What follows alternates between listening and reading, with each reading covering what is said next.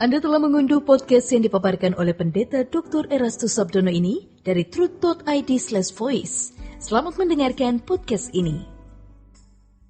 Shalom saudara sekalian, salam sejahtera dalam kasih Tuhan kita Yesus Kristus. Kebenaran hari ini 17 Maret berjudul Tujuan Hidup yang Benar. Banyak orang berusaha membuktikan kebaikan Tuhan dengan cara atau model sendiri.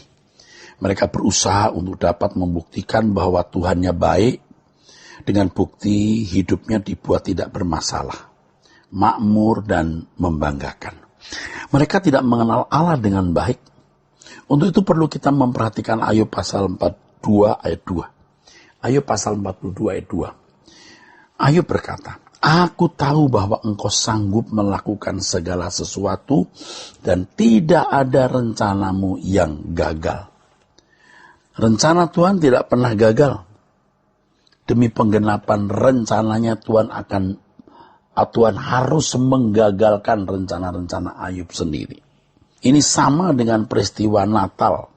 Demi rencana keselamatan Allah menggagalkan rencana Maria demi masa depan pekerjaan Tuhan, demi masa depan keselamatan. Jadi Allah bisa membatalkan rencana manusia. Tentu manusia yang mendapat kasih karunia. Manusia yang mau dibatalkan, digagalkan rencana-rencananya. Sehingga ketika Maria harus hamil dan dia harus pasti menghadapi mahkamah agama yang bisa menuding dia sebagai berzina karena hamil tanpa suami, ya, ia harus menghadapi mahkamah agama. Dia bisa menghadapi masyarakat Yahudi yang moralis, dia bisa dirajam batu, dia bisa kehilangan Yusuf yang dia cintai. Pokoknya mengerikan. Tetapi Maria menerima, sehingga rencana Allah bisa digenapi. Saudara sekalian, jadi Allah tidak pernah gagal, tapi Allah menggagalkan rencana manusia. Dalam hal ini kita harus mengerti ya, apa yang dimaksud dengan rela kehilangan nyawa. Kata nyawa di sini adalah suke. Tuhan mengatakan kita harus rela kehilangan nyawa, suke. Suke itu jiwa.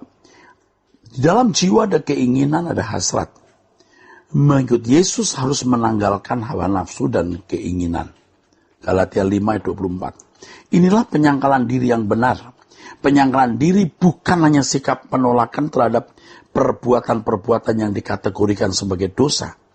Menyangkal diri itu adalah kesediaan untuk tidak mengenakan naluri kemanusiaan atau hasrat manusia pada umumnya, kemudian melakukan kehendak Allah. Itu baru.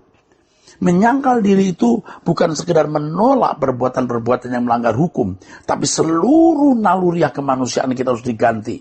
Ini sama dengan mengubah kodrat. Orang yang tidak menyangkal diri tidak bisa mengubah kodrat.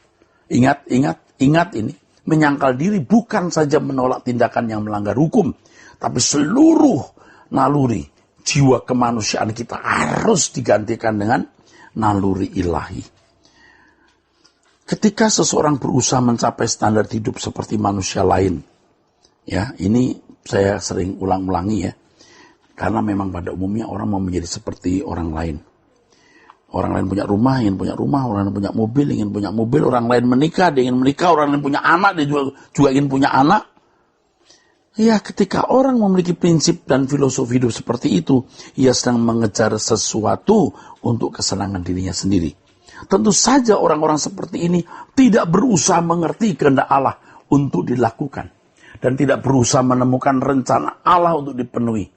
Orang Kristen seperti ini sebenarnya percuma mengucapkan kalimat, "Datanglah kerajaanmu." Ya, dia boleh mengucapkan doa Bapa kami dengan kalimat "Datanglah kerajaanmu", tapi sebenarnya dia tidak menghendaki datangnya kerajaan Allah. Sebab dia punya kerajaan sendiri. Pada dasarnya orang-orang seperti ini hidup dan berjuang hanya untuk menghadirkan kerajaannya sendiri. Mereka tidak berusaha untuk merealisasikan kehendak Allah, tapi hanya merealisasikan kehendaknya sendiri. Mereka tidak memiliki kerajaan Allah sehingga suatu hari nanti tidak akan terhisap dalam anggota keluarga kerajaan Allah. Banyak orang belum mengerti bagaimana merealisasikan kehidupan yang dipersembahkan kepada Allah. Mereka tidak pernah mempersoalkan dengan serius apakah benar mereka telah mempersembahkan hidup mereka kepada Allah dengan cara dan standar yang Allah kehendaki. Mereka tidak merasa perlu mempersoalkannya. Bagi banyak orang, merealisasikan kehidupan yang dipersembahkan kepada Allah adalah hal yang abstrak karena Allah tidak kelihatan. Orang-orang seperti ini, kalau tidak bertobat dan tidak merubah diri, tidak akan pernah mengalami bagaimana memiliki hidup yang benar di hadapan Allah. Ia tidak akan pernah mengerti dan tidak akan pernah memiliki hidup yang berkualitas tinggi. Tidak akan pernah mengerti bagaimana hidup berkelanjutan di langit baru dan bumi yang baru. Hanya orang-orang yang hidup bagi Tuhan atau untuk kemuliaan Tuhan yang akan melanjutkan hidupnya di kekekalan. Inilah faktanya, saudaraku. Banyak orang yang hidup bagi diri sendiri. Rumus hidupnya adalah selalu untukku. Bukan untuk mu. Inilah orang-orang yang tidak pernah puas dengan apa yang telah dimilikinya. Selalu membuka mata untuk mengumbar keinginan. Guna memperoleh sebanyak-banyaknya apa yang disediakan dunia. Yang juga dimiliki oleh orang lain. Orang-orang seperti ini adalah orang-orang yang tidak memiliki kasih akan Bapa. Mereka tidak mengasihi Allah dengan segenap hati, segenap jiwa, segenap kekuatan, dan segenap akal budi. Hal ini sangat berbahaya. Sangat berbahaya. Sangat berbahaya. Sebab orang yang tidak mengasihi Allah adalah orang-orang yang terkutuk. 1 Korintus 16 ayat 22, terkutuklah orang yang tidak mengasihi Allah. Terkutuklah orang yang tidak mengasihi Tuhan. Mereka yang hidup dalam keinginan daging, keinginan mata dan keangkuhan hidup adalah orang yang tidak mengasihi Allah. Keinginan daging artinya kepuasan dari dalam daging, menyangkut kuliner dan seks. Keinginan mata artinya hasrat memiliki pemenuhan kebutuhan jasmani seperti yang orang lain miliki. Dan keangkuhan hidup adalah kehormatan yang diharapkan diberikan kepada dirinya sendiri, ya bukan kepada Allah, tapi kepada diri sendiri. Ini namanya keangkuhan hidup, keinginan daging, keinginan mata dan keangkuhan hidup. Orang yang mau terhormat, kehormatan itu bisa dibeli dengan kekuasaan, pangkat, gelar, uang, penampilan, perhiasan dan lain sebagainya. Di manakah posisi saudara? Ini yang kita persoalkan. Jika tidak pada posisi yang benar, kita harus berbalik dan bertobat. Untuk dapat mewujudkan firman Allah dalam 1 Korintus 10 ayat 31, yaitu hidup untuk kemuliaan Allah, baik makan atau minum, seseorang harus mulai mengenal kebenaran Allah, bertalian dengan tujuan hidup yang benar. Harus mengerti dan menerima dengan sukacita bahwa hidup ini memang hanya untuk penciptanya, untuk Allah.